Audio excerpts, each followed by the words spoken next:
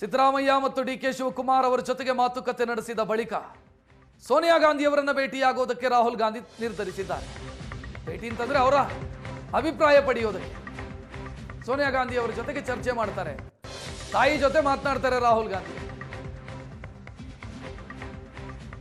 ಈ ಸಭೆಯ ಬಳಿಕ, ಈ ಮಾತುಕತೆಯ ಬಳಿಕ ಸೋನಿಯಾ ಗಾಂಧಿ ಅವರ ಜೊತೆಗೆ ಮಾತನಾಡಿ ತೀರ್ಮಾನವನ್ನು ತೆಗೆದುಕೊಳ್ಳಬಹುದು.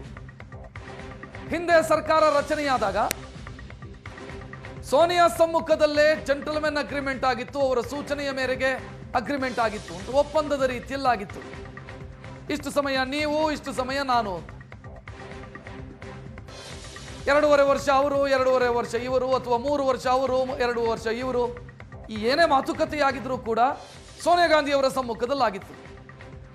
ಸದ್ಯ 3 ವರ್ಷ ಭರ್ತಿಯಾಗಿದೆ. ಬದಲಾವಣೆಯಂತ ನಿರ್ಧಾರ ತೆಗೆದುಕೊಳ್ಳಬೇಕು ಅಂತಾದ್ರೆ ಸೋನಿಯಾ ಗಾಂಧಿ ಅವರ ನಿರ್ಧಾರವೇ ಅಂತಿಮ, ಸೋನಿಯಾ ಗಾಂಧಿ ಅವರ ಸೂಚನೆಯೇ ಅಂತಿಮ. ಸೊ ಇಲ್ಲೆಲ್ಲ ಆದ ನಂತರ ಸಿಎಂ ಹೇಳಿದ್ದಿದ್ದು, ಡಿಸಿಎಂ ಹೇಳಿದ್ದಿದ್ದು, ಬಗೆಹರಿಸೋದಕ್ಕೆ ಸಾಧ್ಯವಾಗದಂತ ಸಮಸ್ಯೆಗಳು ಇದೆಲ್ಲ, ಇದರ ಬಗ್ಗೆ ನೀವು ಕಾಲ್ ತೆಗೆದುಕೊಳ್ಳಿ ಅಂತ ಸೋನಿಯಾ ಗಾಂಧಿ ಅವರನ್ನ, ಅವರ ಅಂತಿಮ ಅಭಿಪ್ರಾಯವನ್ನ ಪಡ್ಕೊಳ್ಳುವಂತ ಸಾಧ್ಯತೆಗಳಿದ್ದಾವೆ.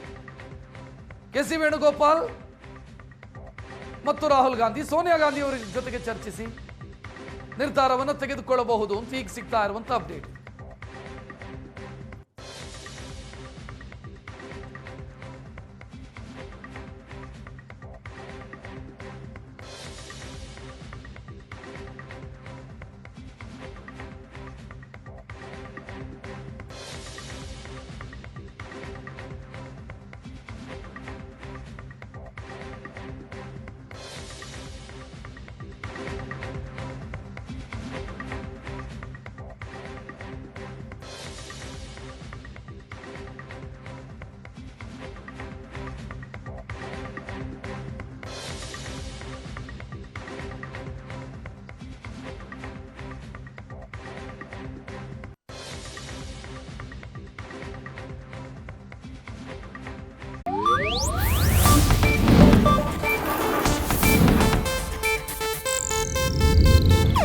ಇದು ಏಷ್ಯಾನೆಟ್ ನ್ಯೂಸ್ ನೆಟ್ವರ್ಕ್ ಪ್ರಸ್ತುತಿ.